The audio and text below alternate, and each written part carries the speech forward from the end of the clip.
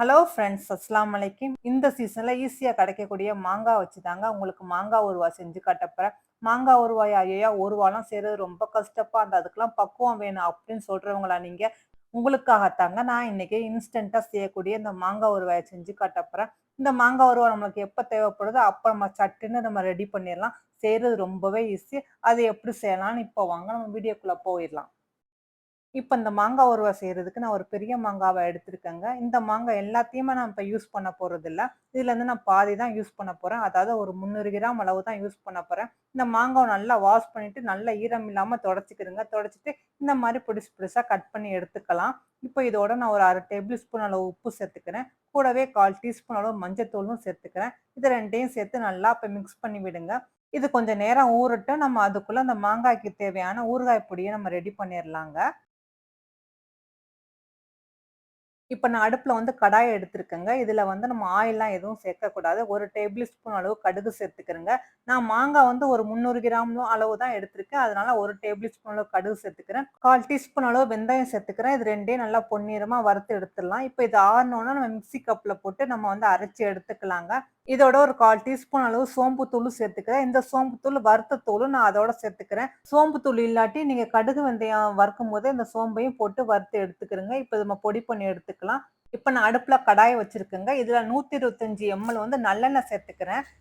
நம்ம ஊறுகாய் செய்யும்போது எப்பவுமே நல்லெண்ணெயில தான் செய்யணும். அப்பதான் ரொம்ப நாள் கெடாம இருக்கும் அப்படின்னு சொல்லுவாங்க. இப்ப நான் நல்லெண்ணெய் சேர்த்துக்கிறேன். இதோட நான் 1 டேபிள் ஸ்பூன் அளவு கடுகு சேர்த்துக்கிறேங்க. கடுகு பொரிஞ்சோனே ஒரு 10 பூண்டு பல்லையும் நான் இதோட சேர்த்துக்கிறேன். இதோட ஒரு கொத்து கருவேப்பிலையும் நம்ம சேர்த்துக்கலாம். சேர்த்துட்டு நல்லா வதக்கி விடுங்க. இதோட ஒரு 4, 5 வரமிளகாவும் நான் இதோட சேர்த்துக்கிறேன். அதையும் சேர்த்துட்டு நல்லா இப்ப வதக்கி விடுங்க. இந்த மாங்காய் ஊறுகாய நமக்கு தேவைக்கேற்ப செஞ்சுக்கலாம். ஆனாலும் இத செஞ்சு கூட 1 மாசம் அளவு நம்ம ஃப்ரிட்ஜ்ல வச்சு கூட நம்ம யூஸ் பண்ணிக்கலாங்க. கெடாம இருக்குங்க. இப்ப இதோட ஒரு 1/4 டீஸ்பூன் அளவு பெருங்காயத்தூளும் நம்ம சேர்த்துக்கலாம். சேர்த்துட்டு இப்ப அது எல்லாத்தையும் வதக்கி விடலாம். இப்ப இதோட நம்ம வந்து மிளகாத்தூள் சேர்த்துக்கலாம். நான் இன்னைக்கு வந்து காஷ்மீர் மிளகாத்தூள் சேர்க்கிறேன். அதனால நான் 1 1/2 டேபிள் ஸ்பூன் அளவு மிளகாத்தூள் சேர்த்துக்கிறேன். சப்போஸ் நீங்க வீட்ல உள்ள மிளகாத்தூள் சேர்க்கும்போது உங்க காரத்துக்கு தக்கன சேர்த்துக்கிறங்க.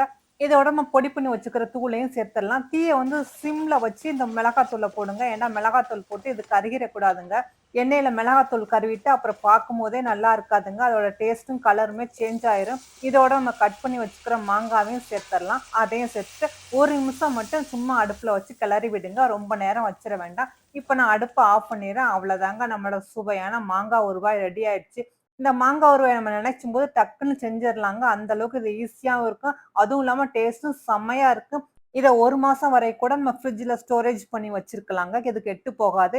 இந்த மாங்காய் ஊறுகாய் சாப்பிடவும் செம்மையா இருக்கும். ஏன்னா நம்ம வழக்கமா சாப்பிடுற மாங்காய் ஊறுகாய் மாரி சாதத்தோட தொட்டுக்கிட்டு சாப்பிட மாட்டாங்க. சும்மா கூட்டு பொரியல் மாரி அள்ளி வச்சு சாப்பிடுவோங்க. அந்த அளவுக்கு இது ரொம்பவே டேஸ்ட்டா இருக்கு. செய்யறது ரொம்ப ரொம்ப ஈஸி. ஸோ நான் இன்னைக்கு செஞ்சு காட்டுன இந்த இன்ஸ்டன்ட் மாங்காய் ஊறுகாய் உங்களுக்கு பிடிச்சிருந்தா மறந்துடாம லைக் பண்ணிக்கிறங்க. இதுவரைக்கும் என் சேனல சப்ஸ்கிரைப் பண்ணாட்டி சப்ஸ்கிரைப் பண்ணிக்கோங்க ஃப்ரெண்ட்ஸ். ஓகே ஃப்ரெண்ட்ஸ், இதோட நானும் கிளம்புறேன். வேற ஒரு ரெசிபில உங்கள மீட் பண்றேன். பாய்.